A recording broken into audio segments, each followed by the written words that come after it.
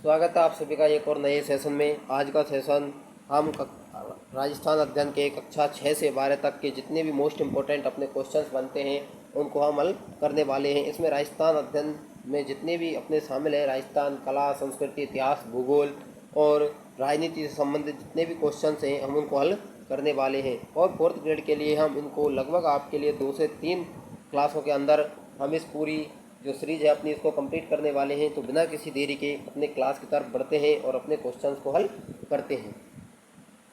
इसमें अपना पहला क्वेश्चन हो जाता है कि अलवर भरतपुर का जो क्षेत्र है वो कहलाता है। अलवर भरतपुर का क्षेत्र क्या कहलाता है? अलवर भरतपुर का क्षेत्र कहलाता है अपना मेवात। अलवर और इसमें जो बोली बोली जाती है वो मेवाती बोली बोली जाती है। अगला प्रश्न है अपना कि राजस्थान के साथ सबसे छोटी सीमा बनाने वाला पंजाब किस दिशा में स्थित है? देखिए, राजस्थान के साथ सबसे छोटी जो सीमा बनाता है वो पंजाब बनाता है, लगभग 89 किलोमीटर की। उसके बाद में सर्वाधिक सीमा की बात की जाए कि सर्वाधिक सीमा कौन बनाता है, तो सर्वाधिक सीमा हो जाती है हमारे मध्य प्रदेश की, लगभग 1600 किलोमीटर इसकी मध्य प्रदेश की सीमा हो जाती है। अब है यहाँ पर पंजाब कौन सी दिशा में स्थित है? राजस्थान के पंजाब राजस्थान के उत्तर दिशा में स्थित हो जाता है। ऑप्शन नंबर ए यहाँ पर राइट आंसर अपना हो जाता है इसमें। अगला है कि प्राचीन काल में कौन से क्षेत्र पर मीणा जनजाति का आधिपत्य था? प्राचीन काल में जो ऐसा कौन सा क्षेत्र है जिस पर मीणा जनजाति का आधिपत्य था, तो वो जाता है अपना हाड़ौती क्षेत्र। हाड़ौती क्षेत्र है ये राजस्थान के दक्षिण पूर्वी इलाके में स्थित है। राजस्थान के दक्षिण पूर्वी क्षेत्र में ये आता है हाड़ौती का क्षेत्र। अगला प्रश्न है अपना कि खानवा के युद्ध में राणा सांगा की ओर से बाबर के विरुद्ध लड़ते हुए मरने वाले हसन खां का संबंध किस क्षेत्र से था? तो हसन खां का जो संबंध है वो हो जाता है अपने मेवात से। इससे मेवात से ऑप्शन नंबर बी इसमें राइट आंसर हो जाएगा। अपना क्वेश्चन नंबर 4 है, क्वेश्चन नंबर 5 है कि राजस्थान की देशांतरीय स्थिति। अब हमसे पूछ रहा है राजस्थान की देशांतरीय स्थिति। ये अभी करंट में जो हुई राजस्थान की पुलिस की जो परीक्षा हुई थी उसमें पूछा गया प्रश्न है कि राजस्थान की देशांतरीय स्थिति है। तो राजस्थान परीक्षा 2025 में सेम टू सेम ये क्वेश्चन छपा था हमारे। तो राजस्थान की जो देशांतरीय स्थिति वो क्या हो जाती है? पूर्वी देशांतर, यानी 69-30 से लेकर 78-17 पूर्वी देशांतर, यानी ऑप्शन नंबर ए इसमें अपना राइट आंसर हो जाता है। अगला प्रश्न है अपना कि माही बजाज सागर परियोजना कौन से ज़िले में स्थित है? माही बजाज सागर जो परियोजना है वो कौन से ज़िले में स्थित हो जाती है? तो ये हो जाती है अपने बांसवाड़ा में स्थित हो जाती है। ये भी राजस्थान पुलिस के करंट क्वेश्चन में, करंट जो एग्ज़ाम हुआ है 2025 का, उसमें ये भी क्वेश्चन छपा था कि जो बजाज सागर बांध है कहाँ पर स्थित है? तो ये हो जाता है अपने बांसवाड़ा में स्थित हो जाता है। अगला प्रश्न है अपना 7वां कि किनकी दिग्विजय का युद्ध अभिलेख नानसा भीलवाड़ा में लगा है? तो वो क्या हो जाता है? मालवा। ऑप्शन नंबर डी अपना इसमें राइट आंसर हो जाता है। अपना 8वां प्रश्न है कि राजस्थान की प्रमुख जल विभाजक रेखा है, यानी कि राजस्थान का प्रमुख जल विभाजक है। ये हमारे जेल प्रहरी में परीक्षा में आया हुआ क्वेश्चन है।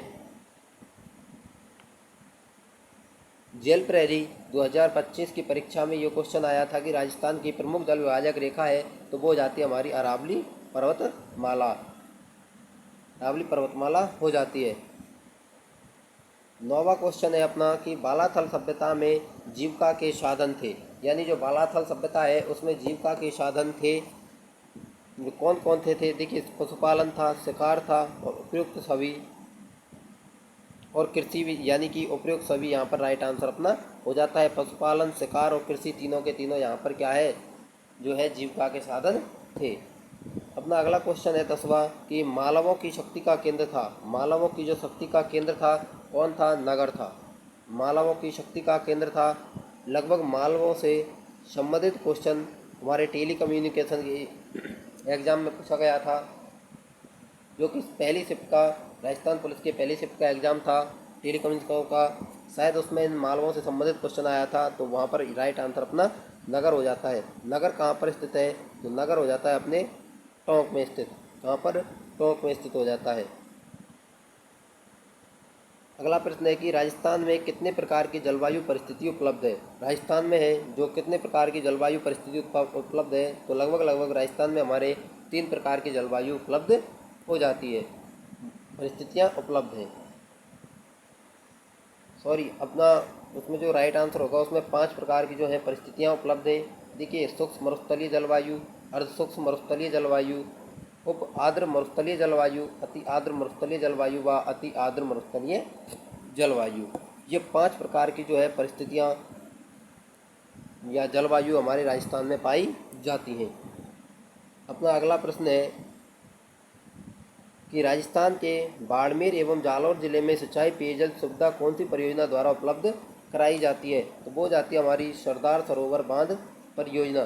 सरदार सरोवर बांध परियोजना की बात करें तो ये 4 राज्यों की संयुक्त परियोजना है। 4 राज्यों की संयुक्त परियोजना हो जाती है, जिसमें महाराष्ट्र, गुजरात, राजस्थान व मध्य प्रदेश शामिल है। इससे क्या है, राजस्थान के 2 जिलों को पानी मिलता है और वो हो जाते हैं हमारे जालौर और बाड़मेर। जालौर और बाड़मेर ये राजस्थान की एकमात्र जो है सिंचाई परियोजना है, जिसके द्वारा क्या है, फव्वारा पद्धति द्वारा पानी जो सिंचाई की जाती है। किससे? पूर्णतः फव्वारा पद्धति द्वारा सिंचाई किस परियोजना के द्वारा की जाती है? तो वो सरदार सरोवर परियोजना द्वारा की जाती है। अपना अगला प्रश्न है क्वेश्चन नंबर 13 कि घटियाला अभिलेख में कौन से वंश का उल्लेख मिलता है? घटियाला जो अभिलेख है उसमें कौन से वंश का उल्लेख मिलता है? तो उसमें मिलता है प्रतिहार वंश का उल्लेख मिलता है। किसका? प्रतिहार वंश का उल्लेख यहाँ पर मिलता है।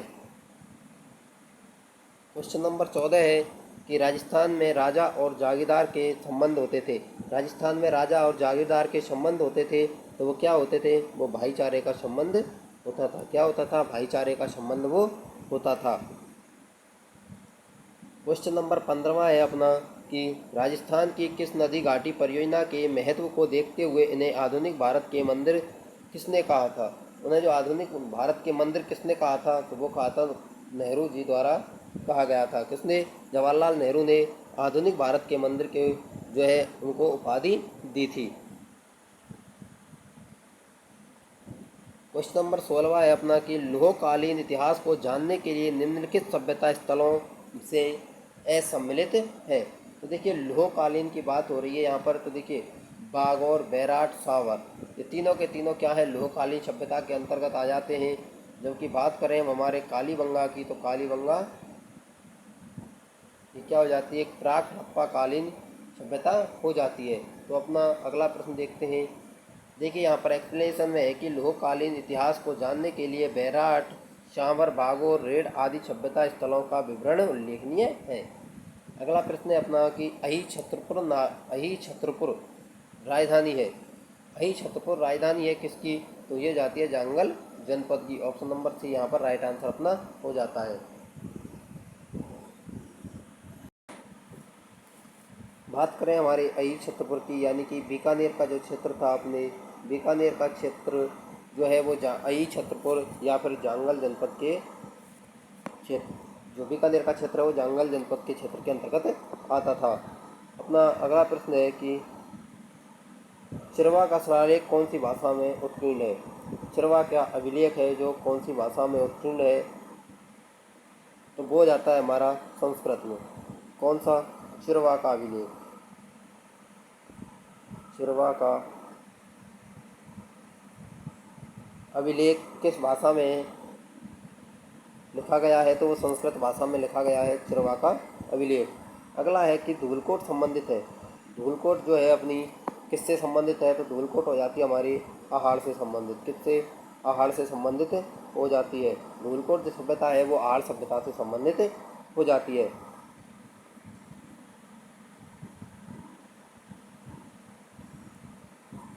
देखिए कि उदयपुर के पूर्व में बेड़च नदी के किनारे 2 टीले दिखाई देते हैं, जिसको स्थानीय भाषा में धूलकोट कहते हैं। अब देखिए, बेड़च नदी के किनारे कौन सी सभ्यता है?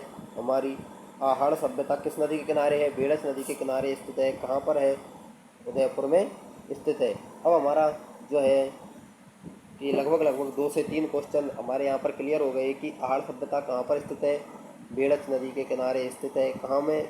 किस शहर में स्थित है? उदयपुर में स्थित है।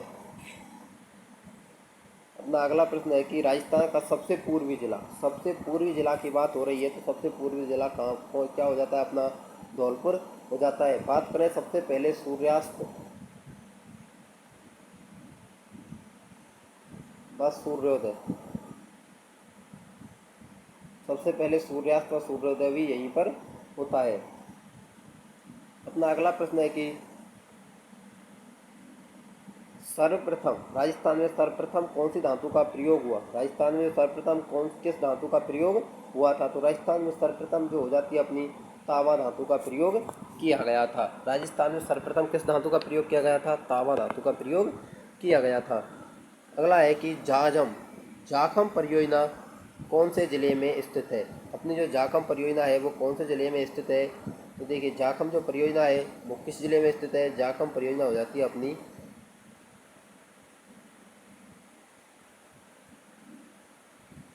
प्रतापगढ़ जिले में जाखम परियोजना अपनी स्थित हो जाती है।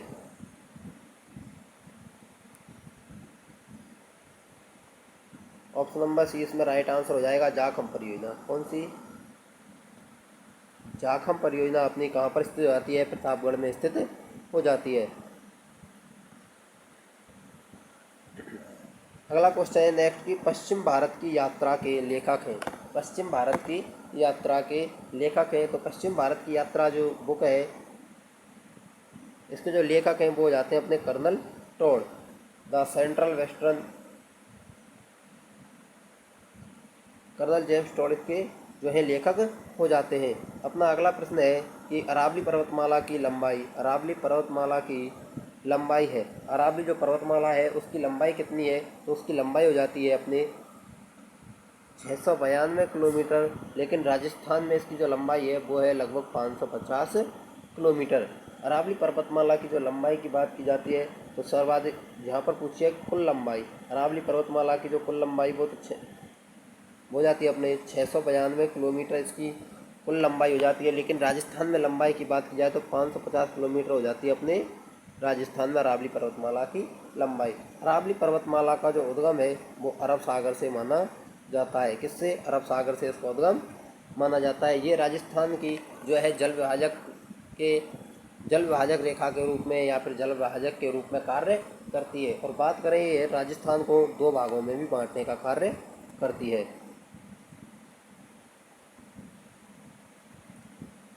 अपना है कि गुजरात, मध्य प्रदेश, महाराष्ट्र एवं राजस्थान राज्यों की संयुक्त परियोजना है।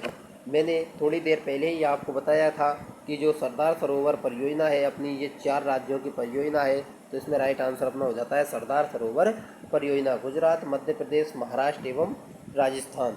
अब बात करें राजस्थान के, इससे 2 जिलों को जो है पानी मिलता है, और 2 जिलों कौन कौन से हैं वो जाते हैं हमारे जालौर, बाड़मेर। और ये एक ऐसी परियोजना है जिससे पूर्णतः फव्वारा द्वारा सिंचाई होती है। ये परीक्षा में पूछा जा चुका है कि ऐसी कौन सी परियोजना है जिसके तहत राजस्थान में पूर्णतः सिंचाई फव्वारा पद्धति द्वारा होती है, तो वो सरदार सरोवर परियोजना हो जाती है। अपना क्वेश्चन नंबर 26वां है इसी क्रम में कि निम्न में से कौन सी खारे पानी की झील नहीं है? खारे पानी की झील नहीं है। देखिए, पोखरण खारे पानी की झील है अपनी, ये भी खारे पानी की झील हो जाती है। पचपदरा, फलौदी ये खारे, जबकि सिलीसेड झील है ये अपने मीठे पानी की झील हो जाती है। अगला क्वेश्चन है अपना कि ओजियाना सभ्यता स्थित है। ओजियाना जो अपनी सभ्यता है वो कहाँ पर स्थित है? तो वो हो जाती है हमारे भीलवाड़ा में स्थित हो जाती है। ओजियाना सभ्यता कहाँ पर स्थित हो जाती है? वो हो जाती है अपने भीलवाड़ा में। अपना अगला क्वेश्चन है कि बंगाल की खाड़ी के अफवाह तंत्र में कौन सी नदी सम्मिलित नहीं है? अब बात हो रही है बंगाल की खाड़ी के अफवाह तंत्र की, तो इसमें कौन सी नदी शामिल नहीं है? तो बंगाल देखिए पार्वती, यमुना, गंगा नदी ये सभी क्या है? ये हमारे बंगाल की खाड़ी तंत्र की नदियाँ हो जाती हैं, जबकि माही नदी नहीं होती है। माही नदी के बारे में आपको बात बता दूं जो कि अधिकतर पूछी जाती है कि ये 2 बार कर्क रेखा को काटती है, 2 बार कर्क रेखा को 2 बार काटती है। ये लगभग उल्टे यू आकार इस प्रकार ये बांटती जो राजस्थान में इस प्रकार प्रवेश करती है, इस प्रकार निकल जाती है। अगला है कि बाड़मेर जिले में बालोतरा गांव तक किस नदी का पानी मीठा होता है।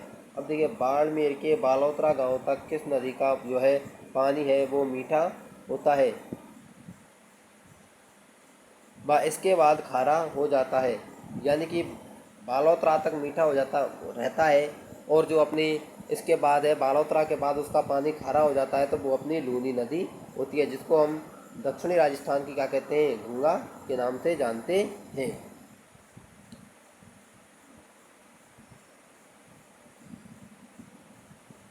अपना प्रश्न है कि चंबल नदी के आसपास का क्षेत्र अपर्दन के कारण अत्यधिक उबड़ खाबड़ हो गया है, तो इसको क्या कहते हैं। परवन अपर्दन नहीं कहते, परत अपर्दन नहीं कहते, इसको नाली अपर्दन कहते हैं। ऑप्शन नंबर डी इसमें अपना 30 में राइट आंसर हो जाएगा। अपना 31वां क्वेश्चन है कि किस क्षेत्र का उल्लेख ऋग्वेद में रामायण, चरक संहिता व महाभारत में मिलता है। तो किसका मिलता है, उसका मिलता है मरु प्रदेश का, इसमें क्षेत्र का उल्लेख मिलता है। रामायण, चरक संहिता, महाभारत में मरु प्रदेश का उल्लेख मिलता है। राजस्थान में कौन से मानसून से वर्षा होती है। अब यहाँ पर पूछा है कि राजस्थान में कौन से मानसून से वर्षा होती है। तो देखिए, तो बंगाल की खाड़ी मानसून से और अरब सागरीय मानसून दोनों से होती है, जबकि हमारे जो 90% राजस्थान में वर्षा है वो बंगाल की खाड़ी से, और 10% जो वर्षा है वो अपने अरब सागरीय मानसून से होती है। सर्वाधिक वर्षा होती है हमारे राजस्थान में, जो सर्वाधिक वर्षा होती है वो बंगाल की खाड़ी के मानसून से होती है लगभग 90%, और सबसे कम की बात की जाए तो अरब सागरीय मानसून से होती है लगभग 10%। अपना अगला प्रश्न इसी क्रम में जो क्रम है 33वां की प्राचीन सिवी जनपद वाला क्षेत्र कहलाता है। प्राचीन जो सिवी जनपद, सिवी मतलब सिवी जनपद है, चित्तौड़ के क्षेत्र को कहते हैं, चित्तौड़ क्षेत्र वाला क्षेत्र कहलाता है। तो क्या कहलाता है वो अपना मेवाड़ कहलाता है। ऑप्शन नंबर सी इसमें राइट आंसर हो जाएगा। अपना अगला प्रश्न है कि शेखावाटी क्षेत्र में कौन सा जिला नहीं आता। शेखावाटी क्षेत्र में बात हो रही है, शेखावाटी क्षेत्र को जिसको हम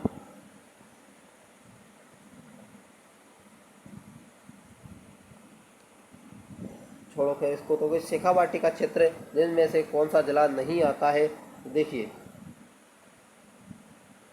सीकर,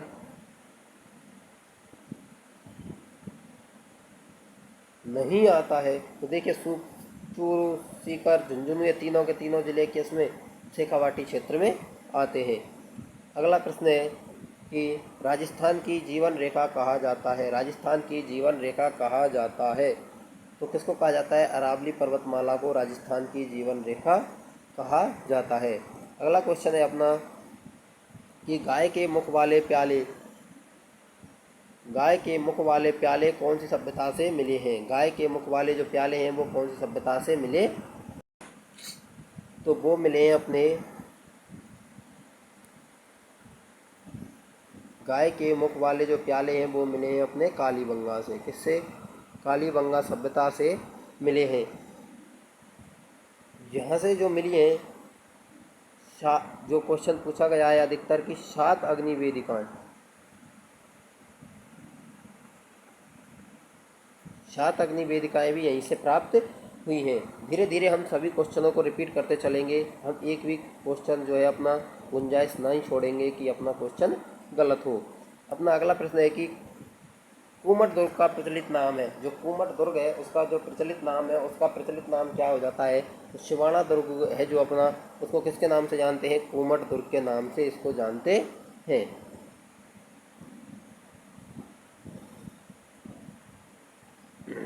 अगला प्रश्न है कि राजस्थान के प्रथम विधानसभा चुनाव के लिए चुनाव कब हुए। विधानसभा के लिए चुनाव कब हुए। राजस्थान की जो प्रथम विधानसभा है उसके लिए चुनाव कब हुए। तो उसके लिए चुनावों की बात की जाती है तो उसके लिए चुनाव 1952 में कराए गए थे।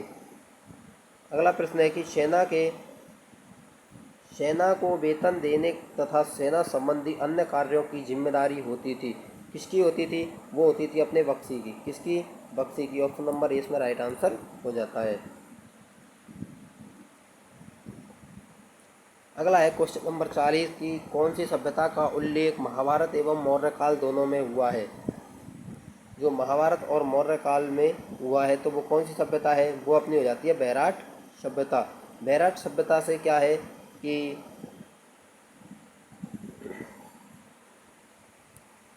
यहीं से अशोक के 2 शिलालेख प्राप्त हुए हैं बैराट सभ्यता से। अगला है कि एकमात्र वर्ष भर बहने वाली नदी है। एकमात्र वर्ष भर बहने वाली नदी कौन सी है? तो वो हो जाती है अपनी चंबल नदी। कौन सी नदी? चंबल नदी हो जाती है। ये 12मासी नदी की कैटेगरी में आती है, जिसको हम 12मासी नदी के नाम से जानते हैं। और यही एक ऐसी नदी है जो राजस्थान की क्या है? अंतर्राज्यीय सीमा बनाती है। क्या अंतर्राज्यीय सीमा बनाती है? किस किस के मध्य? एमपी और राजस्थान के मध्य, 2 जिलों के मध्य, 2 राज्यों के मध्य बनाती है। अब है कि अरावली पर्वतमाला राजस्थान के लगभग कितने भाग पर विस्तृत है? तो ये लगभग 9% भाग पर क्या है? विस्तृत है। विश्व का सबसे धनी मरुस्थल कहलाता है। विश्व का सबसे जो धनी मरुस्थल है या जैव विविधताओं वाला मरुस्थल है तो वो हो जाता है अपना थार का मरुस्थल। इसका सर्वाधिक जो विस्तार है, सर्वाधिक विस्तार कहाँ पर है? भारत में। और भारत में भी सर्वाधिक विस्तार जो है अपने राजस्थान में इसका है। अगला प्रश्न है इसी इसमें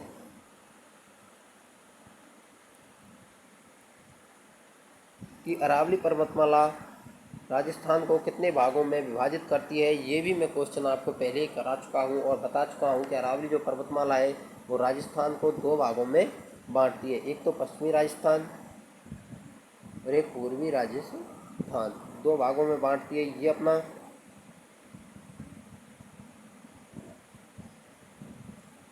जैसे ये राजस्थान है तो अरावली पर्वतमाला यूँ निकलती है तो ये अपना पश्चिमी राजस्थान होता है। ये पूर्वी राजस्थान, राजस्थान को 2 भागों में बांटती है। अगला क्वेश्चन है कि जो सरदार सरोवर परियोजना है, सरदार सरोवर परियोजना का निर्माण कौन सी नदी पर किया गया है? सरदार सरोवर जो अपनी परियोजना है इसके लगभग 4 से 5 क्वेश्चन हम अब तक कर चुके हैं। तो सरदार सरोवर बांध परियोजना ये किस पर है? इसको हम नर्मदा नदी परियोजना, नर्मदा परियोजना के नाम से भी जानते हैं। तो किस नदी पर हो जाती है? ये नर्मदा नदी पर स्थित हो जाती है। ये अपने 4 राज्यों की सम्मिलित या संयुक्त परियोजना है और इससे राजस्थान के 2 जिलों को क्या है? सिंचाई के लिए पानी उपलब्ध होता है। और नर्मदा परियोजना या सरदार सरोवर परियोजना द्वारा ही राजस्थान में पूर्णतः सिंचाई जो है फव्वारा पद्धति द्वारा होती है। ये क्वेश्चन हमें याद रखने हैं। और नर्मदा नदी पर कहाँ पर बनाया गया है? ये गुजरात में बनाया गया है। अगला प्रश्न है कि पूर्णतः राजस्थान में बहने वाली सबसे लंबी नदी है। तो पूर्णतः राजस्थान की बात की जाती है तो क्या हो जाती है? अपने बनास हो जाती है। पूर्णतः जो राजस्थान में बहने वाली सबसे लंबी नदी अपनी बनास नदी हो जाती है। अचल शब्द का शाब्दिक अर्थ है। अचल शब्द का जो शाब्दिक अर्थ है तो वो क्या हो जाता है? अचल। इसका हो जाता है क्षेत्र।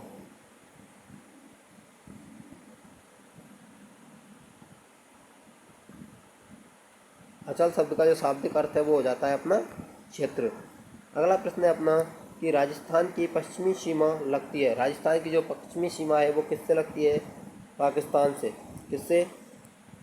पाकिस्तान से लगती है। और इस जो ये लगभग जो है 1070 किलोमीटर की ये सीमा है पाकिस्तान के साथ लगती है। इस पर जो है हमारे लगभग 5 ज़िले फिलहाल प्रेजेंट टाइम में 5 ज़िले हैं जो पाकिस्तान के साथ सीमा बनाते हैं। पहले ज़िलों में एक नया ज़िला जुड़ जाता है अपना फलौदी ज़िला और इसमें ऐड हो जाता है। अगला है कि मारवाड़ राज्य के इतिहास के लेखक हैं। मारवाड़ राज्य का इतिहास के लेखक हैं, इसके लेखक हैं जो हैं विश्वेश्वर नाथ रेव। ऑप्शन नंबर ये अपना राइट आंसर यहाँ पर हो जाएगा। अगला प्रश्न है कि राजस्थान में सर्वाधिक ऊंचाई पर स्थित झील कौन सी है? सर्वाधिक ऊंचाई पर झील जो है नक्की झील हो जाती है। ये कहाँ पर है? माउंट आबू में स्थित है और सर्दियों में ये क्या है? जम जाती है। यहाँ पर अधिकतर पूछा गया है toad rock, nun rock, parrot rock, Nandi rock आदि यहाँ पर स्थित है। अगला प्रश्न है अपना,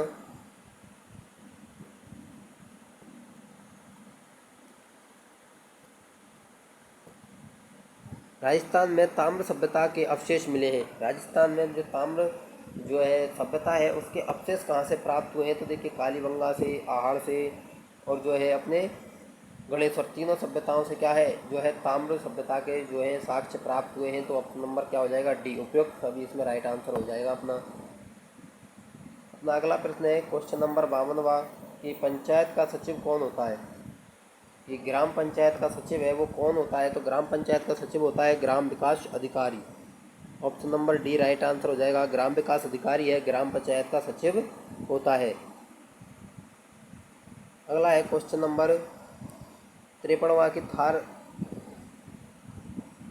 थार के मरुस्थल में राजस्थान की लगभग कितने प्रतिशत जनसंख्या निवास करती है? थार के मरुस्थल में राजस्थान की कितने प्रतिशत जनसंख्या निवास करती है? तो थार के मरुस्थल में राजस्थान की लगभग 40% जनसंख्या निवास करती है।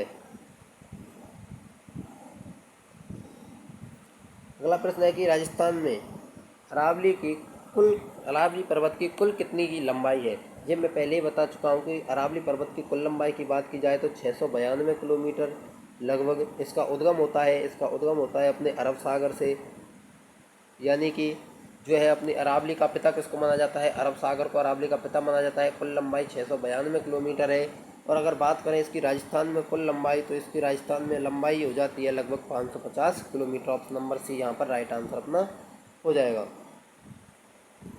अपना है कि दान पात्र कहा जाता है। दान पात्र कहा जाता है तो दान पत्र है किसको कहा जाता है? वो ताम्र पत्र को कहा जाता है। ताम्र पत्र एक हमारा जो परीक्षाओं में अधिकतर पूछा जाने वाला है कि पुर का ताम्र पत्र, पुर का ताम्र पत्र, पुर के ताम्र पत्र से क्या जानकारी मिलती है? ये आप क्वेश्चन हमें कमेंट करके ज़रूर बताएं इसका आंसर कि पुर का ताम्र पत्र किससे संबंधित है। यानी कि जो दान पत्र कहा जाता है तो ताम्र पत्र को कहा जाता है। ये क्या पुर का ताम्र पत्र, ये मैंने क्वेश्चन पूछा है आपसे, इसका आंसर कमेंट करके हमें ज़रूर बताएं। अगला है कि राजस्थान के प्रथम निर्वाचित मुख्यमंत्री थे। राजस्थान के जो प्रथम निर्वाचित मुख्यमंत्री थे वो थे टीकाराम पालीवाल। जयनारायण व्यास की बात करें, जयनारायण व्यास की तो ये प्रथम निर्वाचित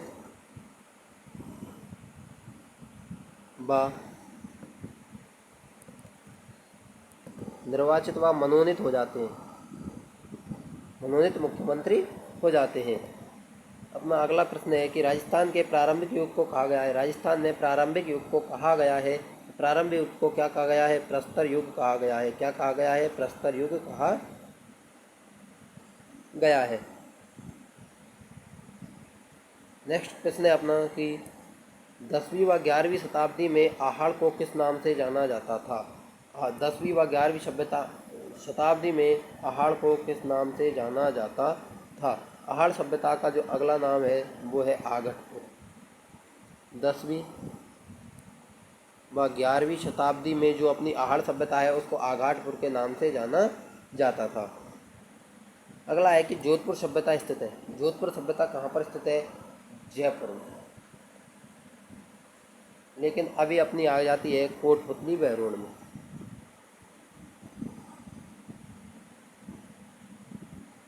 जोधपुरा जो सभ्यता है वो कोटपुतली बहरोड में अब प्रेजेंट टाइम में आ जाती है। अब बात करते हैं कि संयुक्त परिवार या सामूहिक भोजन विधि के साक्ष्य कौन सी सभ्यता से प्राप्त हुए हैं या मिले हैं? संयुक्त परिवार या सामूहिक भोजन विधि के जो साक्ष्य हैं वो कौन सी सभ्यता से मिले हैं? तो वो मिले हैं हमारी आहड़ सभ्यता से। Option number B right answer हो जाएगा कि संयुक्त परिवार व सामूहिक जो भोजन विधि के जो साक्ष्य हैं वो आहड़ सभ्यता से मिले हैं। अगला प्रश्न है अपना कि भूषण रचना के आधार पर राजस्थान को कितने भौतिक भागों में विभाजित किया गया है? भूषण रचना के आधार पर राजस्थान को 4 भागों में विभाजित किया गया है। अब 4 भागों में हो जाते हैं अपने, एक तो देखिए थार का मरुस्थल, अरावली पर्वत, एक हो जाता है अपना पूर्वी मैदान, और एक हो जाता है अपना हाड़ौती का पठार, हाड़ौती पठार। अपना अगला प्रश्न है इसी क्रम में क्वेश्चन नंबर 62वां कि सूरसैन जनपद का वर्तमान किस जिले में अंतर्गत नहीं आता, यानी सूरसैन जनपद वर्तमान किस जिले के अंतर्गत नहीं आता है, तो वो नहीं आता है अलवर। सूरसैन कहीं कहीं पर ये लिखा मिलता है हमको सौरसैन, कहीं कहीं ये हमको सौरसैन भी लिखा मिलता है, तो यहाँ पर अलवर इसमें राइट आंसर हो जाएगा। अगला है कि प्रशंसा में लिखे गए अभिलेख को कहा जाता है, तो प्रशंसा में प्रशस्ति को लिखा जाता है। प्रशंसा में किसको लिखा जाता है, प्रशस्ति को लिखा जाता है, तो इसमें राइट आंसर हो जाएगा अपना प्रशस्ति। अगला है कि सूरसैन जो जनपद है उसकी राजधानी है, तो उसकी राजधानी हो जाती है अपने मथुरा। सूरसैन जो जनपद है उसकी राजधानी मथुरा हो जाती है। पंचायतीय राज व्यवस्था है, पंचायतीय राज व्यवस्था क्या है, एक स्थानीय स्वशासन की, यानी कि स्थानीय स्वशासन की ये व्यवस्था हो जाती है अपने पंचायतीय राज व्यवस्था, मतलब ग्रामीण स्थानीय स्वशासन दिया हुआ है, तो ऑप्शन नंबर डी इसमें अपना यहाँ पर राइट आंसर ये होगा। अगर ग्रामीण नहीं दिया होता तो हमारे स्थानीय स्वशासन की एक व्यवस्था हो जाती है। अगला प्रश्न है कि राजस्थान का पूर्वी मैदान लगभग कितने प्रतिशत भाग पर फैला हुआ है, तो ये लगभग 23% भाग पर ये यहाँ पर फैला हुआ है। अगला है 67वां क्वेश्चन कि जयपुर एवं उसके आसपास के क्षेत्र की भाषा कहलाती है, जयपुर और उसके आसपास के क्षेत्र की भाषा को हम ढूंढानी के नाम से जानते हैं। अगला प्रश्न है अपना कि ब्यावर अजमेर का क्षेत्र कहलाता है, ब्यावर व अजमेर का क्षेत्र क्या कहलाता है, ब्यावर व उसका क्षेत्र कहलाता है मेरवाड़ा। 1 नवंबर अपने 1950।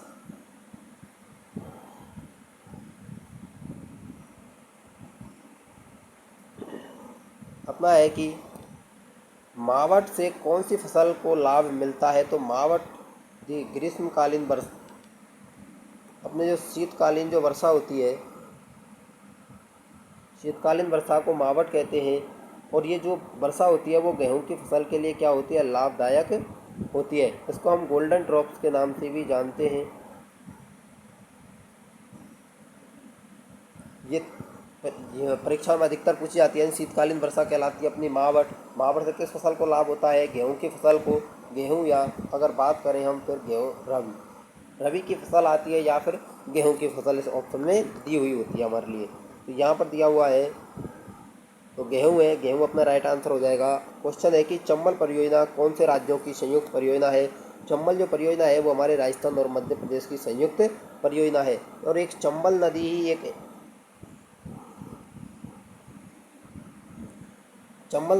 एक ऐसी नदी है जिस पर 100 किलोमीटर के अंदर सर्वाधिक बांध बने हुए हैं। 100 किलोमीटर के अंदर कितने बांध हैं, 4 बांध बने हुए हैं, जिसमें से एक एमपी में और 3 बांध जो है अपने राजस्थान में स्थित हैं। अपना है कि प्राचीन मरु प्रदेश ही कालांतर में कहलाता था मारवाड़, क्या कहलाता था, मारवाड़ कहलाता था। Option number D right answer अपना इसमें हो जाएगा। अब है खड़ीन से तात्पर्य है,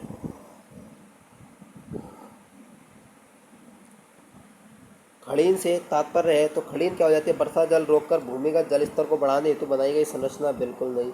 पश्चिमी राजस्थान में कृषि के लिए जल संरक्षण हेतु बनाई गई संरचना, ऑप्शन नंबर बी हमारा यहाँ पर राइट आंसर हो जाएगा। ऑप्शन नंबर बी इसमें राइट आंसर हो जाता है यहाँ पे कि खड़ीन से क्या तात्पर्य है कि पश्चिमी राजस्थान में कृषि के लिए जल संरक्षण हेतु बनाई गई जो संरचना है वो खड़ीन कहलाती है।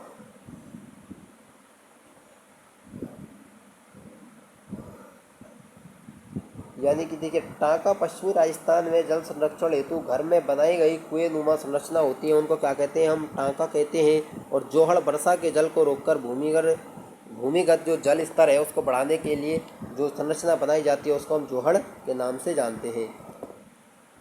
अगला क्वेश्चन है कि अंग्रेजी राज्य की स्थापना के साथ ही भारत प्रशासनिक दृष्टि से कितने भागों में विभक्त हो गया, तो कितने भागों में विभक्त हो जाता है, भारत 2 भागों में विभक्त हो जाता है, एक तो ब्रिटिश भारत और एक रियासती भारत। अगला क्वेश्चन है कि सुवर्णगिरी किस किले को कहते हैं। सुवर्णगिरी जो है किस किले को कहते हैं, तो सुवर्णगिरी जालौर के किले को कहते हैं। किसको? जालौर के किले को हम स्वर्णगिरी के नाम से जानते हैं। एक होता है स्वर्णगिरी, स्वर्णगिरी हो जाता है अपने जैसलमेर का किला। अगला है कि छप्पन के मैदान में कौन सी नदी बहती है। छप्पन के मैदान में माही नदी बहती है। कौन सी नदी बहती है? माही नदी। माही। राजस्थान की अक्षांशीय स्थिति के बारे में अगला क्वेश्चन है अपना कि राजस्थान की अक्षांशीय स्थिति है कौन सी। यहाँ पर बात हो रही है हमारे अक्षांशीय स्थिति की। तो राजस्थान की जो अक्षांशीय स्थिति हो जाती है वो 23/3 से 30/12 है, यानी कि 23/3 से 30/12 उत्तरी अक्षांश से उत्तरी अक्षांश, उत्तरी अक्षांश से दक्षिणी ये होगा ही नहीं, उत्तरी से पूर्वी ये होगा नहीं, दक्षिणी से दक्षिणी 30/12, 23/3 से 30/12 दक्षिणी अक्षांश उत्तरी north and to end. Option number D यहाँ पर राइट आंसर होता है। राजस्थान लोक सेवा आयोग का गठन कब हुआ था। राजस्थान लोक सेवा आयोग का गठन कब हुआ था, तो ये हुआ था 20 अगस्त 1949 को। राजस्थान लोक सेवा आयोग का अध्यक्ष 20 अगस्त 1949 को हुआ था। मैं पहले इस क्वेश्चन के बारे में चर्चा कर चुका हूँ कि राजशोक का भाब्रू शिलालेख निम्न में से कहाँ से प्राप्त हुआ है, तो वो हुआ है बैराट सभ्यता। ऑप्शन नंबर बी अपना राइट आंसर इसमें हो जाएगा। राजस्थान में ग्राम सभा की वर्ष में कितनी बैठकें होना आवश्यक है, तो कितनी बैठकें होना आवश्यक है, लगभग 3 बैठकें होना आवश्यक है।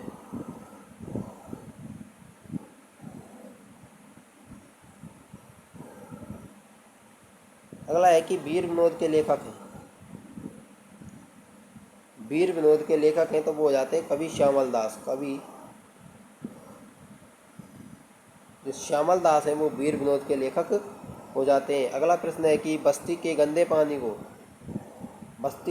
पानी को निकास के लिए कौन सी सभ्यता में लकड़ी एवं ईंटों की नालियां बनाई हुई थी, तो वो हो जाता है ऑप्शन नंबर बी अपना कालीबंगा। यहाँ पर राइट आंसर हो जाएगा। अपना है कि थार का मरुस्थल राजस्थान के कितने जिलों में फैला हुआ है, तो राजस्थान के ये क्वेश्चन को हम छोड़ते हैं। अगला क्वेश्चन देखते हैं कि सीकर जिले में नीम का थाना तहसील में, तो अब क्या है, नीम का थाना खुद एक अपना जिला बना हुआ है। तो विशिष्ट संस्कृति नीम का थाना में कौन सी संस्कृति है, तो वो हो जाती है अपनी गणेश्वर सभ्यता। कहाँ पर स्थित है, नीम का थाना में स्थित है। कहाँ पर, नीम का थाना में। नए आंकड़ों के अनुसार, नए जिलों के अनुसार नीम का थाना में आ गया है अपना गणेश्वर सभ्यता। अगला है कि रावल छमर सिंह के युग की जानकारी मिलती है, तो वो चिरवा के अभिलेख से। किससे, चिरवा के अभिलेख द्वारा क्या है, रावल छमर सिंह युग की जानकारी प्राप्त होती है। अगला है कि उड़िया का पठार स्थित है। उड़िया का पठार कहाँ पर स्थित है, उड़िया का पठार स्थित है अपना सिरोही में।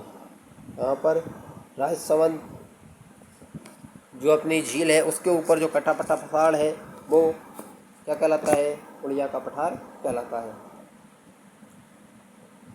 योद्धे के पतन का उल्लेख मिलता है, जो योद्धे हैं उनके पतन का उल्लेख कहाँ पर मिलता है, तो वो मिलता है अपनी बृहद संहिता में। ऑप्शन नंबर ए इसमें राइट आंसर अपना हो जाएगा।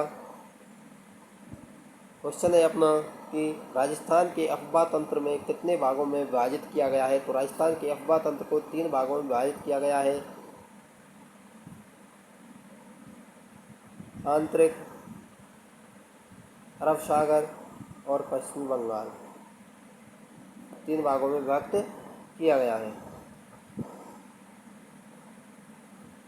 अगला है कि 1 लाख की आबादी वाले शहर के लिए नगर निकाय कौन सा है, तो वो हो जाता है नगर पालिका। क्या हो जाता है, नगर पालिका। ऑप्शन नंबर सी इसमें राइट आंसर अपना यहाँ पर हो जाएगा।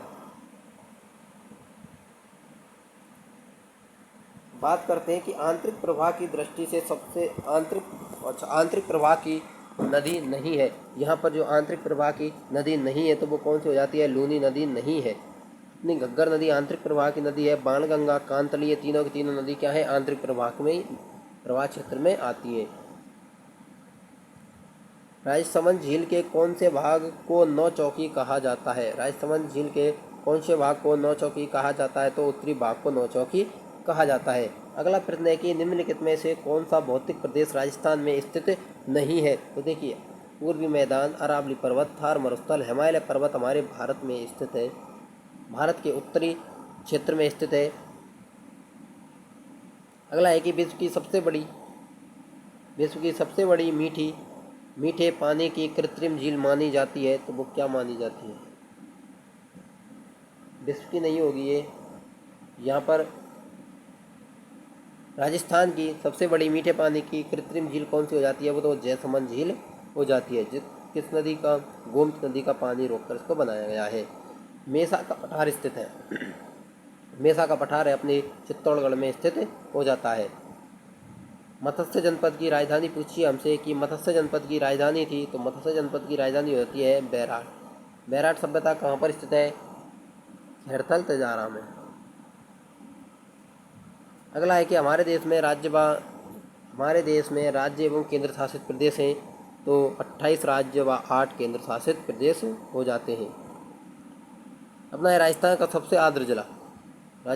सबसे आर्द्र जिले की बात की जाती है तो झालावाड़ हो जाता है। अगला है कि 1935 का भारत सरकार अधिनियम लागू किया गया था, तो 1 अप्रैल 1937 को ये लागू किया गया था। अगला है कि राजस्थान राजा का प्रमुख मंत्री कहलाता था। राजा का प्रमुख मंत्री क्या कहलाता था? राजा का प्रमुख मंत्री जो है दीवान कहलाता था। अगला प्रश्न है कि ताम्र संचयी संस्कृति के अवशेष कहाँ से मिले हैं? तो ताम्र संचयी संस्कृति की जो अभिलेख हैं वो कहाँ से मिले हैं? वो हमारे गणेश्वर सभ्यता से मिले हैं। किससे? गणेश्वर सभ्यता से मिले हैं। अगला लास्ट क्वेश्चन है अपना अंतिम क्वेश्चन कि राजस्थान के साथ सबसे लंबी सीमा बनाने वाला राज्य है। ये मैंने आपको शुरू में बता दिया था। इस क्वेश्चन को आप हमें कमेंट करके उत्तर इसका ज़रूर दें। दोस्तों आज की क्लास को हम करते हैं यहीं पर एंड। मिलते हैं नेक्स्ट क्लास में। और ये हमारी पहली क्लास है, और आप जब 4th ग्रेड का एग्ज़ाम देकर आएंगे तो आप हमें रियलाइज़ होगा आपको कि ये जितने भी अधिकतर जो राजस्थान जीके के जो क्वेश्चंस हैं सेम टू सेम आपको वहाँ पर छपे मिलेंगे। दोस्तों मिलते हैं अपने 2nd क्लास में। तब तक के लिए आप अपनी तैयारी को जोरों शोरों से बना के रखें।